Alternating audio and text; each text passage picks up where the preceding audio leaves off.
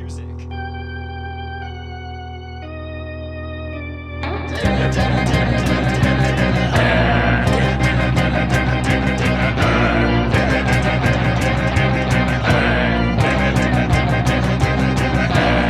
Party's not a bat, he's a man who fights crime. And we're gonna watch him fight for a minute at a time. With John and Niall and a guest who doesn't rhyme. It's Bat Minute!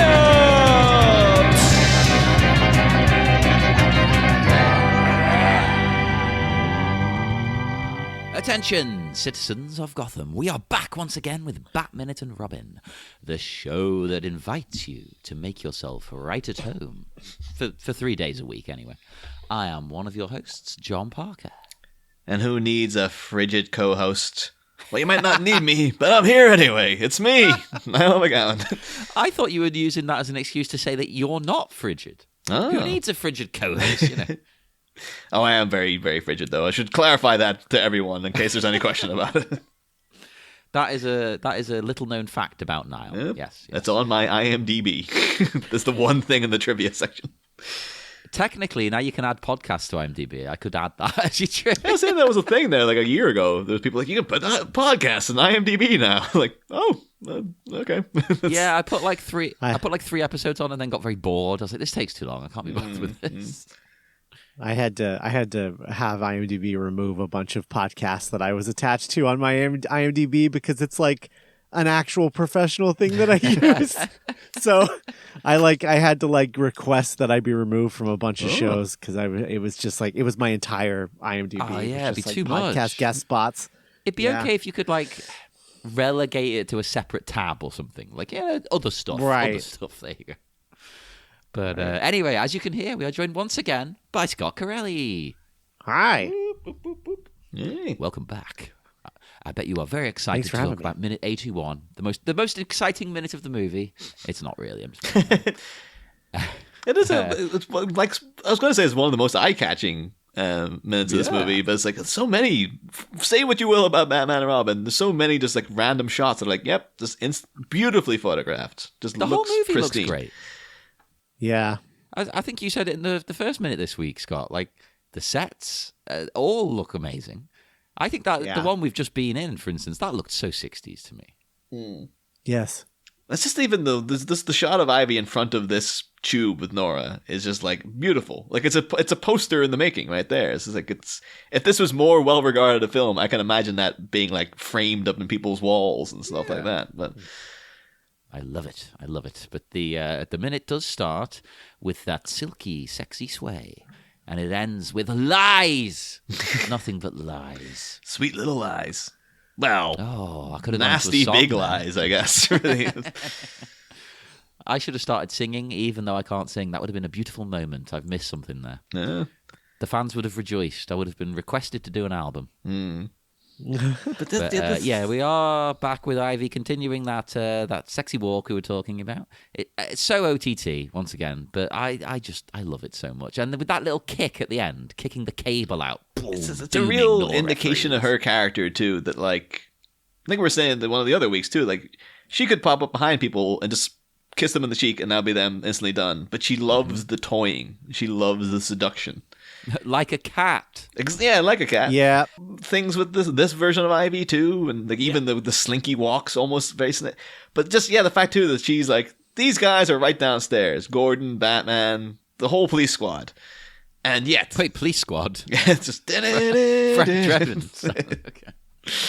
Okay. But she's taken her time. She's really I'm going to savor the fact that I'm going to kill this woman, and have a little kind of merry walk around and playfully kick it out and stuff. And it's she's so sadistic, and she just loves toying with people and savoring what she's doing so much. I love it. It's much better than her going up and quickly, babe, just yank the thing out, go, go, go, go, go, go. Yeah, that cable looks heavy duty, but she barely nudges it, and it just tears completely off. That's a good point, considering this is his love, his wife. It's something he cherishes more than anything in the world. He's not really taking many security measures with this cable. Yeah, it looks like one of those cables you would drill in. Like it'd have actual screws that you're supposed to fasten in to make sure it doesn't come out. But it reminds me of like in actually speaking of Police Squad in Airplane when they're all like the really big tense moment towards the end when they're trying to do the landing and then all the lights go out. And it cuts to that guy, Johnny, with the giant plug going, oops, and then just plugs it back in. And just the plug reminded me of that. Can you imagine Ivy doing like an oops as it's, as she kicks it out and stuff? That would have been good, actually. Yeah. I could imagine her doing that. Just, ooh, or even just a little expression of like, oh, dear. Yeah. But what do you make, though, of Poison Ivy in this movie, Scott? Because she's been weirdly... I assumed that everyone would love her, but she's been a weirdly divisive figure, where like some people have been like, Uma Thurman does not get this at all, whereas other people are like, she's the only person who gets this. I think that she... I definitely think that she understands the assignment. I think anyone who has an issue with her, I think they just don't... I can't imagine someone liking the movie but not liking her performance. Like those two things do not compute to me. And so like, yeah, she's not my preferred Poison Ivy. She's not like what she's doing isn't what I would want, but I'm like really into the Mid-Atlantic accent. I think that she knows exactly what kind of movie she's in and she's having a ton of fun. The scene, like just in a little bit while later, she's got the sunglasses on. Like it's fun. She's really fun, I think. So I like her performance quite a bit. I just wish that it wasn't chasing Michelle Pfeiffer so much. Like I wish she was allowed to do a little bit more of her own thing, or maybe like had a little bit more time to do her. Because like earlier we were just comparing her to animals, and it's like, why are we comparing Poison Ivy to animals? We should be comparing her to plants, right? Yeah. Like that like she should be like building that into her performance, like rather than like strutting around and like seducing people. Like it should be a thing where she's just like on a throne, just sitting there being beautiful and like blowing her dust on people, and they come to her like you would a pretty flower or a plant, Yeah. Amazing. It doesn't really make sense that she's the one doing the chasing and seducing. And she's got a throne here in her base, so that makes perfect sense. We only see her sit on it like once or twice. Yeah. That being said, I think she entirely got this role because of that scene in what is that? Baron Munchausen. Oh yeah, the Venus. The Venus de Milo scene. Yeah, but although I know she's not in these minutes too, Scott. But like I know you're a comic book guy yourself and stuff. But like another very contentious cast member in this is, of course, Alicia Silverstone.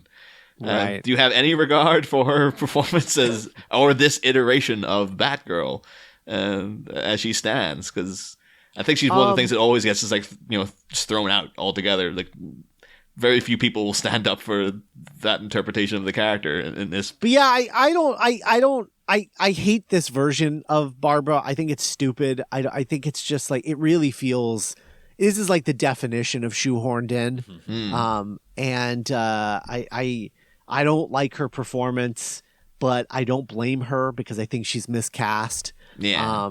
It's just like I don't get a sense of like why she knows how to fight or anything. I mean, I don't get a sense of why any of these people know how to fight. But her least of all. Because I think, her parents had just died 2 years ago, and unless she was doing fight training before that, I just don't know if 2 years is long enough to become like a master motorcyclist and a master fighter. Like it just doesn't make any sense to me. Yeah. So I don't know. I don't like it. I won't defend it. I will defend Uma Thurman, but I can't defend Alicia Silverstone, unfortunately. Weird seeing nowadays. Like, literally last night too, they announced that like, Hayden Christensen is coming. He's going to be in that Ahsoka TV show, and he's already like confirmed to be in the Obi-Wan TV show. So it's like people laid into that guy for years, but it's like I can come back. I can redeem myself. And Alicia Silverstone's out there going like, I'd play Batgirl again, and the world's been like. No, I mean, she would have been. Again, pitching that movie that I pitched last minute, she would have made a much better Harleen Quinzel than a Batgirl. Oh, yeah, okay, I can see that. Yeah, because she's very bland in this. The character Yes. She's not got a lot to work with, but we know she can act. So Yeah. something like that would be good. Yeah. So Of course, then well. within the minute, though, we get so Ivy comes in and has a little bit of a little tete-a-tete with Nora there in the tank, and this line like lines of dialogue. I've never been good with competition. Who needs a frigid wife? Which is like, we noted that earlier in the script they had a thing about Mr. Freeze talking about a frigid wife, and they're like, we can only say it the once. So I remember when they had it, it actually did spoil like a quite tender moment where he was gazing at Nora and stuff. So they're like, give it to Ivy, I guess. It makes sense that she would call Nora frigid. Yeah, that works. It wouldn't have worked in the other sense. But yet again, it highlights to me something we've discussed previously. How weird that, Ivy is into Freeze. Yeah. Because it is entirely based on the fact that he does not want her. And that's it. That's it. There's not. It's meant to be like, why don't my powers work on him? But she never goes into that. I think that was, I remember saying that there's, you can get it somewhere online. Someone's wrote a master's thesis about their problems with representation in Poison Ivy in this movie. And one of the things is that they bring up here, she's like a classic homewrecker. And she seems to be thoroughly dependent on men the entire time, even though she's supposed to be like killing them and stuff like this. And that would be the thing, yeah. Like if she was I'm just using Mr. Freeze to get my way, and I have actually no regard for him beyond he can get me this, and then I'll take him off the board then. But the fact that she seems to be like, oh yeah, big, empowered female villainess, but really, like, she's ready for Mr. Freeze's jelly. Like, she's just so into this guy as well. And she's going to kill his wife to get so she can have him. And it's like, the problems are there. I can see, I think when we first brought up, like, that argument, there was a kind of like, what? How can you not like Poison Ivy in this?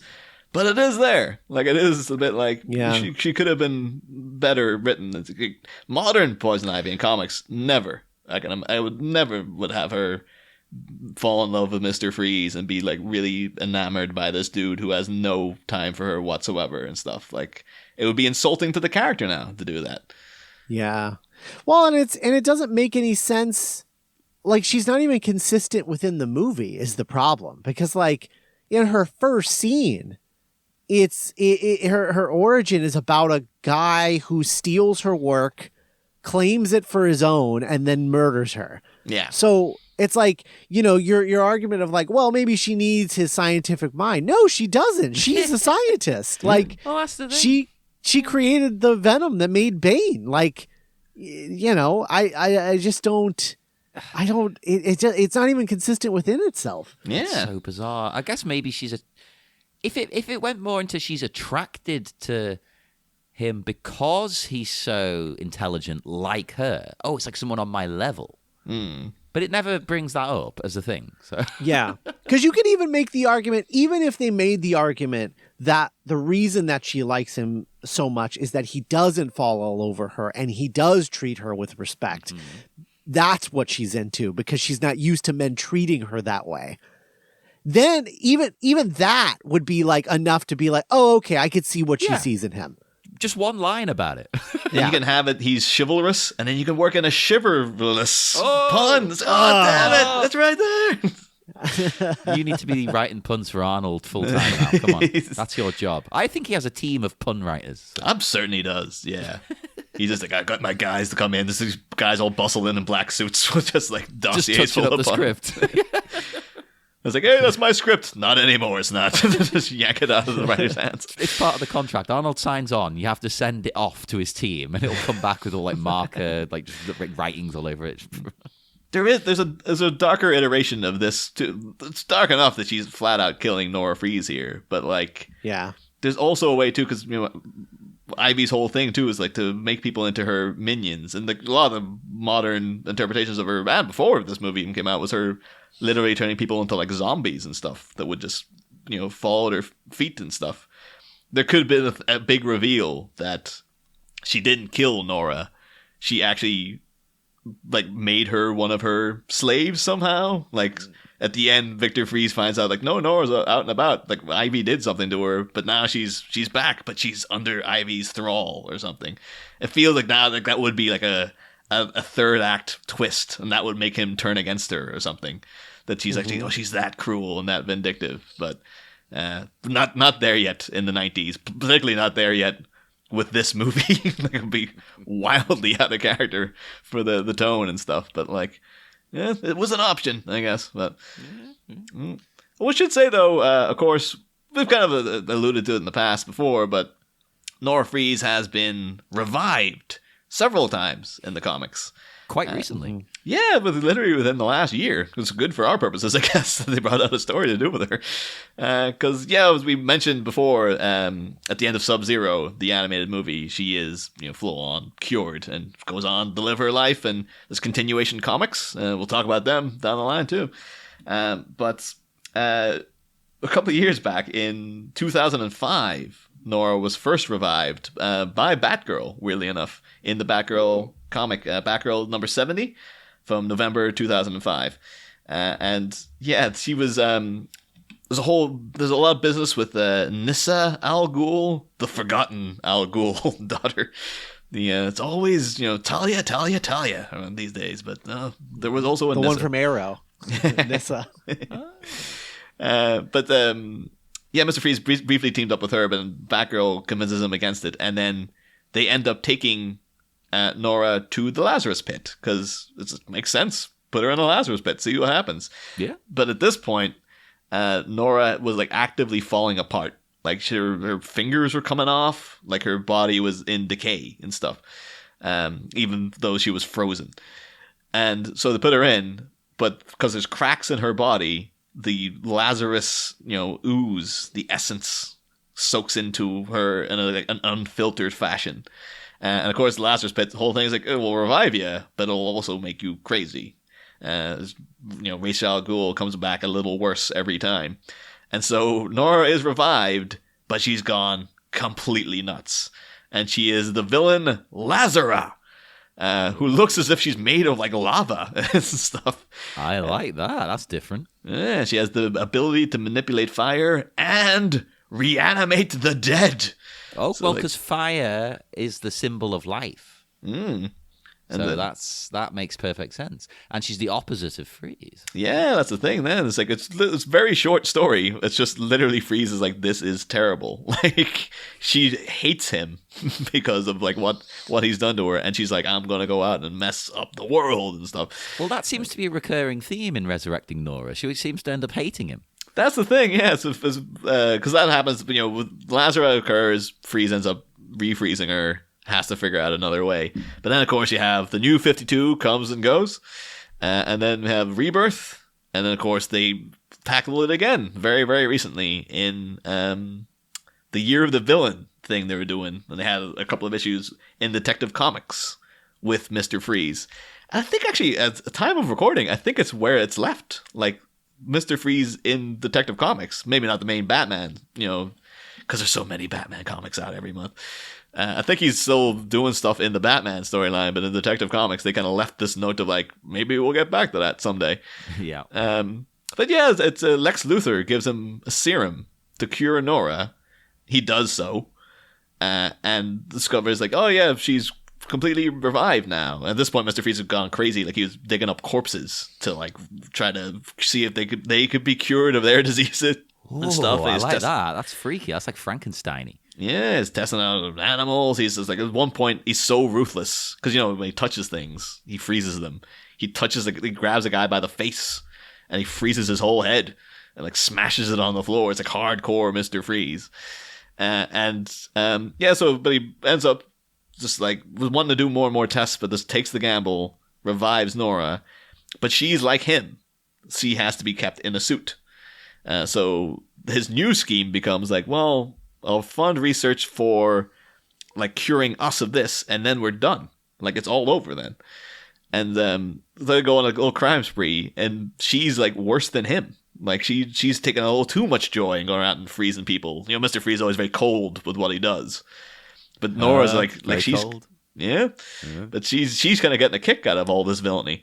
And then when Freeze announces like, we've robbed all the money we need, I can do my research and I'll cure us, and then we can just go back to being a happy family again.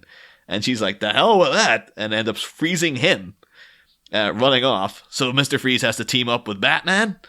Of course, they have a big confrontation with Nora, where she is now just full on Mrs. Freeze. So she's got the blue skin and the red goggles, but she's got blonde hair and stuff. And I'm confused about that run of Mr. Freeze too, because he's not even really in a suit or anything. He's just like he's got like no sleeves and stuff. Yeah, I think didn't they explain it away somehow? He's perfected his technology or something. I can't remember what it is. It's like I want to get my arms tanned again, man.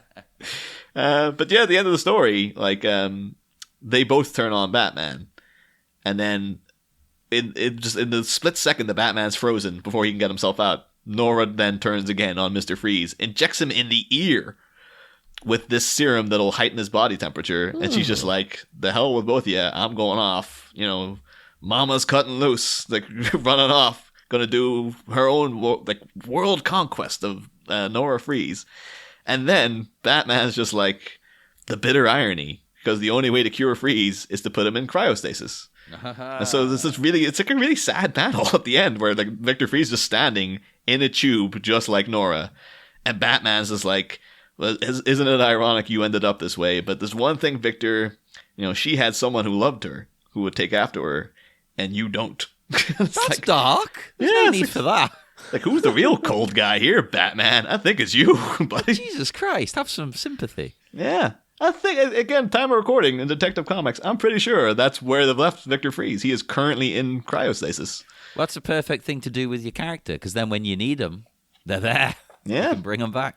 It's just like Marvel comes like, this Agatha Harkness character is doing great. Put her in a little box there. We might come back to her later. Less than a year, like, hey, she's got her own TV show. What do you know? Good thing we saved that character. It is literally just going, we'll just pop that to one side for now. Yeah, it's okay. You know where she is. That's fine. But yeah, so those are the various revivals of Nora Freeze. Both times didn't work out so well. So Ooh. Yeah, it is fun, those stories, but I do think she shouldn't ever really be revived. That's kind of the entire point of his character. Is she? I've speculated on this show that I think she possibly is dead. Although there's still, I had never considered it, but like, well, I guess a few weeks ago, Anna F. Papard, she brought up like just how monstrous it is, but Mr. Freeze is doing in general, in that he's keeping Nora alive. I had never considered it that way. Because I thought, like, oh, it's a sad story. I just concentrated on the guy's perspective of, like, oh, yeah, it's keeping... Maybe she wants to be dead. Yeah, that was her point of it. Like, yeah, this is like a euthanasia storyline. Like, we don't know anything about Nora. She could want to be gone now. She doesn't want to be. We don't know if she's sentient in there. Like, she could be having just, like, coma dreams the whole time, just praying for death. And Victor Freeze is like, no, I'm keeping you here until I find a way out of this. And that would be... We don't know what condition it would be in if he did sort of bring her back. Anyway, like, has it had a lasting effect, the condition? That'll be the third revival of Nora Freeze. Is like, she still hates him this time, but it's because she wanted to be dead anyway. But anywho, so that's a cut from Nora, and then back to the old homestead with Ivy. Oh, and the way she enters, I just have to... That sachet with this insane new coat. Whatever it is, it's beautiful, isn't it? The glasses, Yeah. I also Schumacher loves a set that is two completely different vibes on the same set. He loves like a split set, like the Two-Face set.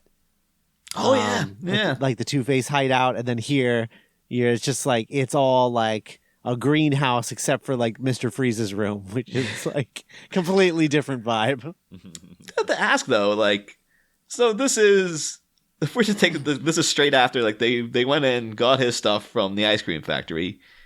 Why is Ivy so far behind him that he's already like terraformed a room to be suitable for him? Like, this seems like it would take days to do. But he's like, no, I've already got everything decked out to my liking. Like, in the meantime of her still dicking around with Batman and Robin, I guess. Yeah, because I was just thinking, like, maybe he's just got it down pat, like the whole system of like, well, I know how to enter into any area, take over the HVC system, and just like turn it to my to my liking. I don't know. Yeah, it could be like, yeah, he's an instant thing that comes in, just like, all right, he's got a whole lab set up. But then again, that could be Pamela Isley's lab because we know she's been tinkering. We see actually she's walking in on the right. Her Audrey 2's there already. What you do like the idea of Mr. Freeze walking by that and like, ugh, what the hell is that? Just seeing this weird animal lizard plant thing, just been like, okay, lady, whatever, get your rocks off. Where'd she get his gym jams? His like robe and That's like he was his there. Casual wear. Where did that all come from? I guess, yeah. Stunning as well. He's like Hugh Hefner-y coat. He's a time to change into it. Yeah, got the cravat on with the little diamond in it. He's dedicated to this look. He's just like, I guess the Gotham police are so incompetent that not only did he have time to steal his freezing engine, but he also went in, got his robe, he got his slippers. I can't let them have these. Yeah, he's got his collection of books he was looking to get through in the background there. He's all his videotapes there in the corner too. He got all the vegetables that he needed. He didn't want them to go stale, while he was gone. It's like, you can freeze them, but they're not as good if you freeze them for too long, But also too, this is a new coat on Ivy. Did she just go out like have a shopping spree after or something? That's why it's taken so long. It's like, oh yeah, she was out on the town after this for a while. That's a good question. Where did it come from? It could be we know she stole Nora's necklace. Maybe she's like, maybe there was other jewelry on her that we didn't spot. That she's like, got myself a couple of rings, a few bracelets, went to the pawn shop, got myself some new glasses, got myself a new coat. Or are we to assume that they arrived back at the lair here in that car they had earlier, that old-fashioned car? Because maybe she's got some stuff in the back of that. Ah, yeah. Because she did have like a costume and things like that in the car, didn't she? I guess too, because then how would Mr. Freeze get back? Would he have had to? Doesn't he has the freeze tank, which you assume would have been seized by the police? I'm guessing they've taken it, right? But I think he's got it towards the climax. I think he shows up to the telescope. Oh, wait, no, he does. In that tank. Did he go? Oh, the police station's empty now. I can go and steal my tank back, or does he have a spare? It was just down at the impound lot, like any car. He just went and took it back. He saw some guy buying at a police auction, like, oh, she needs premium, dude, premium. Oh no, man, it's just there has been no thought put into basically like this is Akiva Goldsman on autopilot. Like, yeah, they both arrive back. He's already set up his ice palace in there. He's got the gear back on.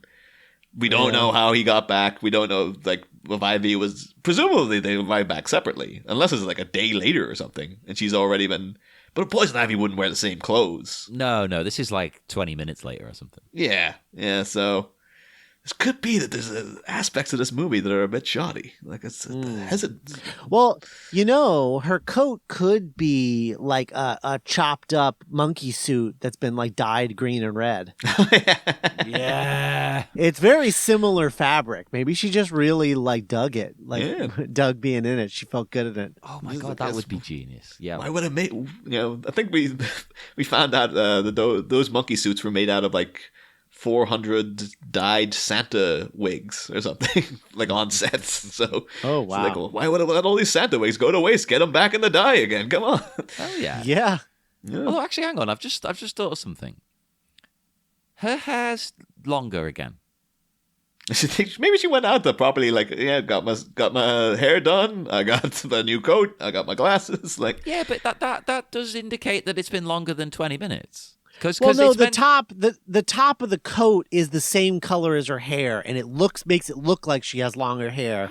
But as soon as she takes the coat off, you'll see the top of the coat is the exact same color as her hair. I think it's still a bit longer. But I mean, that is meant to be a theme in the movie: is her hair grows and changes and transforms because she's a plant. So I was just thinking maybe it looks a bit longer to me. I'm not 100%. I thought maybe that was indicating she had been a bit longer. Because it would take a few hours, I assume, to change.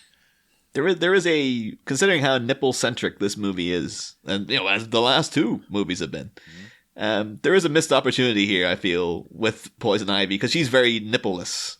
in her outfits. Well, Like, if Instagram's taught us anything now, you're not allowed to have a female presenting nipple. yeah, Is the wording they use. but just her going from like presumably like Ivy tropical heat into intense cold, I feel is a missed opportunity to have like little buds on her chest that like bloom as soon as she walks into the ice room or something. Oh, that to would- indicate jeez. to indicate the change in temperature or something. It's like it's one of those things. Like you could do it. They can't censor flowers, Joel. You know? I could have seen Joel being down for that, and the studio going, absolutely not.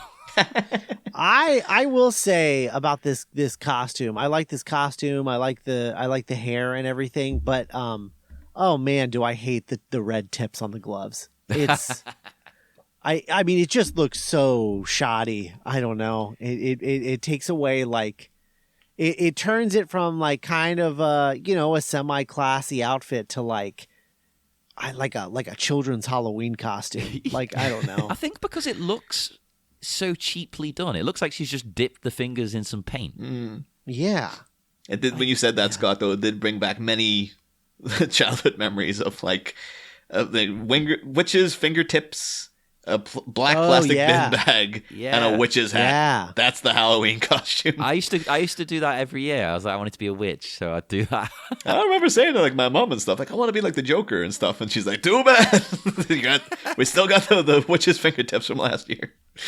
I think I'm going out of pocket for this. No, that was always my choice. It's like I want to be a witch because I got to run around with a broom. Oh, well, that is actually a good selling point to a kid. And Like, I got a nice hat. But well, again, very out of character for Ivy here. The Ivy we know from comics and animated series and stuff. Like one of her big things is like she can be threatening Batman, and all Batman has to do is like grab a plant and be like, tell me what I want to know, and she's like, oh no, stop. She's very, very sensitive to the plight of the plants. And the fact that Mr. Freeze has come in, presumably wrecked a whole room of plants here to make this room this way. And she just has a very sardonic, like, well, make yourself right at home. Like, it's sarcastic, and you can tell she has a slight bit of resentment. But you think this would really, really piss her off. And, like, he's killed a bunch of plants to do this. Yeah. And it's just like, what the... You can imagine her almost been like, what the fuck? Like, having to stop herself and being more angry. Because, ideally she'd be like, well, I need this guy, so... Just having to grin and bear it, and like, oh, make yourself right at home. I mean, in general, like Poison Ivy's love of plants is like really only comes into play, it seems, when she's Pamela Isley. Like, as soon as she's in her Poison Ivy persona, she doesn't really talk about plants or like, her love of plants or how she's trying to save plants. Like, it's only ever when she's in her like, her she's all that persona, like at the beginning, that she has like any thoughts or feelings about plant life or anything. You'd think It's it'd be like the as other soon way as around. Yeah, you would think, but yeah, I don't really know what they're trying to go for here, because ultimately, like, this is a Mr. Freeze movie, and she's just here as like a, I don't know, like literally like a get out of jail free card. It's just the thing of like, well, we started with 2 villains in Batman Returns, so you have to keep go. You can't just go back to one villain. It has to keep. But be the 2. thing is, Catwoman isn't a villain. Like, that's the whole thing. Is she's a like an anti-hero kind of like thing. She's not like a true villain, and so like that's why it worked, is because there's a true villain. But here and in Batman Forever, you end up just like focusing only on one of the villains, because the other one has to, by definition, become like a sidekick in a way. Yeah, yeah. And that's the problem. Well, with then here these, you've got 2 sidekick villains. Yeah. Yeah, absolutely. Yeah. But Ivy does, of course, shut her stuff in and be like, well, make yourself right at home. The Whovian in me, Scott, was begging for her to say, oh, you've redecorated. I don't like it. But Yes. tragically not to be. Absolutely. I love her just walking in and seeing Freeze, right? But I'm on Freeze's side a little bit. I know he's killed some plants, as you said. But, what does she expect him to do? She's invited him to move in. It's not like he's taken over the whole place. He's sorted out the essentials. He's working on his science. You know. Yes, I can understand her frustration, but at the same time, you do feel for him because he's like, you came and got me. Yeah, Like, exactly. Yeah. That's the difference. That's the difference. You know, What, do you expect me to stay in that suit all the time? yeah. He's got work to do. I'm in my gym jams and my slippers and all. Like, yeah, of course, I'm making myself comfortable. Like, you still got most of the goddamn place. What do you want from me? Yeah, he just wants that little corner to do his work. Leave him alone. Yeah. Well, Ivy never seems to be affected by his cold, though. Like, we've seen his henchmen, they were dying when they were in the room with him. Like, they were shivering as they were having to sing, the friggin' karaoke with him and stuff. Every scene, she's, like, in under the cold beam in Arkham. She walks in here, no problem. It's as if she just does not feel like this guy's supposed to be living in sub-zero temperatures. Well, especially bizarre, because I know there are some plants that obviously do. They do well in the cold. But she is portrayed very much as not one of those. She is portrayed as a tropical kind of plant. Yeah, and she comes from South America, like that. Not the character as such, but the new her, the poison ivy. It should be really, she should be standing way far back and like having to throw him the necklace. Like, I'm not coming in there, you crazy. Yeah, I mean, I guess she just runs hot, maybe. Like, that's just, Maybe. But you think she then said she'd her pick blood up- is, her blood is what? What did she say her blood was replaced with earlier? Her blood is aloe. Her skin Yeah. is chlorophyll? Or was it the other Yeah, way yeah, around? I think that's right. Yeah. But yeah, That checks out. she comes in, has to deliver the bad news to Freeze here. Of like, it's too late, Batman deactivated her. You lie. I love a good "you lie" because it's a thing no one ever says in real life. Like, it's just such a it's people always say you're lying or you're a liar or whatever. But like, or in my hometown, it's like, what are you lying for?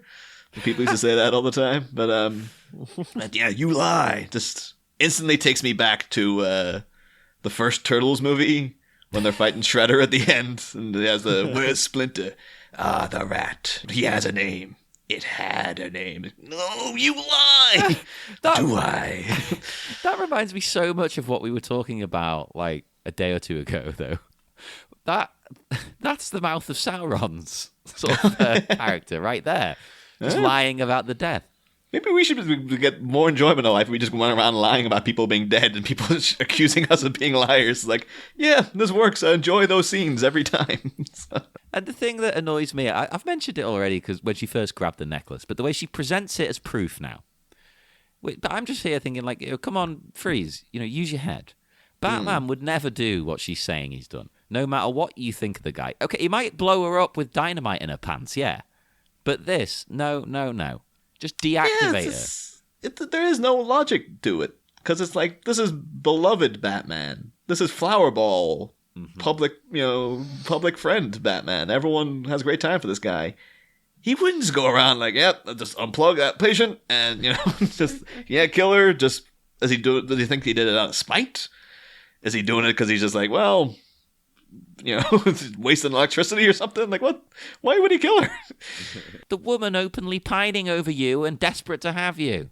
Yeah. Mm-hmm. It's almost as if you shouldn't have trusted her to do this in the first place, Freeze. I guess she could have got, but she was with Bane. He could have got the suit. You could have gone and got Nora, but I don't know if it's suppose he needed the diamonds, so he's running low and stuff. That's True. He would be weak, wouldn't he? It actually like saps his energy. Yeah. But oh well. But R.I.P. Nora. We barely knew ye, probably because you didn't have any dialogue or anything beyond being a floating person in a tube. Oh no, we saw that flashback. Oh yeah, the wedding cake. Yeah. No, she likes wedding cake. Everybody go and eat some wedding cake in her honor. It's what she would have wanted. Actually, out of the 4-year-old's birthday party earlier today, I was eating some Batman cake. So there we go. Oh. And you didn't save any for me, you piece of crap. Oh, that was the surprise, John. Just check outside your front door right now. But yeah, that was minute 81. Does anyone have any notes for minute 81 that they want to get off their chests? No. But Scott, before you go, because Batman and Robin is so reviled as one of the worst movies ever made, we are asking the guests what the worst movie they've ever seen is. If you have one ready. I do. It actually just happened to me recently, but because of franchisography, I was forced to watch Spy Kids 4D all the time in the world. And it is the worst movie that I've ever seen. I was actively angry that I was having to watch it while it was happening. I was furious. Yeah, it was definitely the worst experience I've ever had watching a movie was watching that movie. And did you like, the first two or something?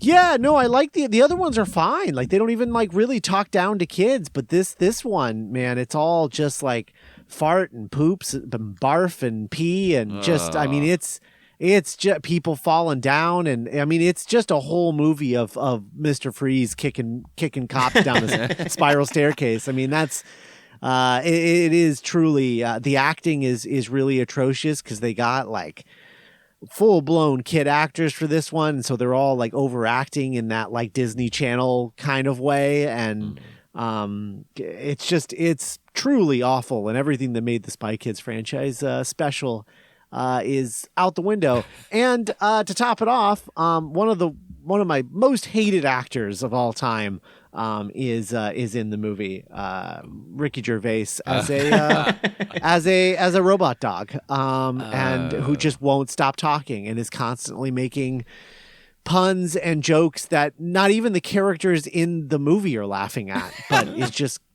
I mean, it is truly 80 minutes of my life I will never, ever get back, and I will always regret spending on that movie. My problem with this segment, Niall, is that now I want to watch that. I need to see the madness. I'm just happy, though, because I know you're like an Anglophile, Scott, so like I have no time for Ricky Gervais at all. Never really have. Yeah. So I was under the assumption it's like, oh, you're probably a big fan of like the UK Office and stuff, and you're probably going to be a Ricky Gervais fan. But I'm happy to hear that he's not won you over. See, no, I'm all about Stephen Merchant. I think he's the actual talented person in that duo. I think Ricky Gervais just rode his coattails and then just like drowned him in a river and stood up on top of him to be like, look at me, I'm the real star. Yeah, Ricky Gervais sucks. Always has, always will. But to spin things into a more positive note, though, we are also asking the guests if they're much like Batman and Robin is beloved by certain sections of society. We're also asking if there's a movie that you personally love that is considered by and large bad by the general public. Yeah, I would say probably Brad Bird's Tomorrowland. A Clooney one too. Yes. Yeah, that's that. Oh, true, very true. I didn't put that together. But yeah, I just I know that people really, really don't like that movie for whatever reason. I don't know if they just think. I'm not really sure. Like I've read a lot of criticism of it, and it never really makes any sense to me. And it seems like they're not really getting to the point. A lot of times they're like walking around why they think it's bad. But I absolutely adore that movie. I love the message that it's sending. I do not agree with people who think that it's a like a Randian ideal thing. I've never understood that argument at all for the movie. But yeah, I mean, people have said some weird things about that movie, but I absolutely adore it. I think it's probably one of my favorite movies of all time. I love it. I'll throw it on whenever I need to be inspired or just like feel better about the state of the world. I'll throw Tomorrowland on. I really like it. I think it's a very optimistic movie about cynicism and staying optimistic when you're surrounded by cynicism. And I really love it. But people really despise it and think it's boring, and I don't really understand those people, and that's fine. Yeah. Right. That one I haven't seen. So, I mean, I know of it. So it's going on the list. I'm going to watch it. All right. Yeah. But yeah, I think I'm all done though for 81. Have you guys? Is there anything else? Any parting shots you want to put out to Batman and Robin before you go, Scott? Or? No, I just, it is an interesting thing how, this is the end of this franchise. I am curious. I'm sure you've fielded this question a bunch. Is this the end of Batminute? Oh, no. Is this the last season? No. We'll be, Not entirely sure. I'm leaning heavily towards doing Mask of the Phantasm next. Ooh. And then after that, we'll be covering the Nolan movies in some form, but it might be 5-minute chunks rather than minute by minute and stuff. Because sure, we're gonna figure that out. Yeah, it's more like I think we could do Batman Begins minute by minute, but once you get into the Dark Knight, it's the Joker again and it's Two-Face again. It's kind of you'd almost feel like you're retreading a lot of the same material. So it's no, that's very true. Yeah, fair enough. We'll but yeah, that's great. I'm excited. I'm excited that you guys are going to keep going. It was the original end. We were only planning to do the 4, but we, now we're here. We're kind of we can't stop. Yeah, you can't stop this train once it starts. We might need take someone a to bit of a blow longer up the break. tracks and crash it into the Liam Neeson's head first into a building or whatever. Yeah, we might take a slightly longer break than usual, but that's it. Then we'll come back strong, baby. Yeah. Beautiful. Beautiful. But we will. But it's particularly too because Mask of the Phantom's only 70 minutes as well. It's it's a breeze compared to the other movies. Yeah, that's nothing. We'll get that done in a matter of weeks. But we will head off now into the dark, dark night. So one last time, would you like to promote anything or tell people just where to find you, get in touch? Yeah, you can find me. I'm on all social media at Scott Carelli, and you can find me at duelinggenre.com. All of my podcasts are there, but more specifically, definitely check out Franchiseography, my new podcast with Nick Jimenez. I am extremely proud of it, and I think that it's great. If you want something similar to the Batman stuff, then check out the miniseries we did on the X-Men franchise. I really think we killed it. I think we did a really, really good job covering all of those movies. But listen for yourself and decide for yourself. So do all of that and join us again on Monday, where we will have a new guest and new Bat Minutes. Next time, Tears for Fears. The belle of botany corroborates an obituary, and the wistful lord of winter weeps in her sanctuary. But as the sovereign of sleet slides through the stages of grief, is he truly blind to this viper's venomous deceit? A puppet has his strings pulled. Next episode, Bat Mites, same Bat Pod, different Bat Minute. We'll be back.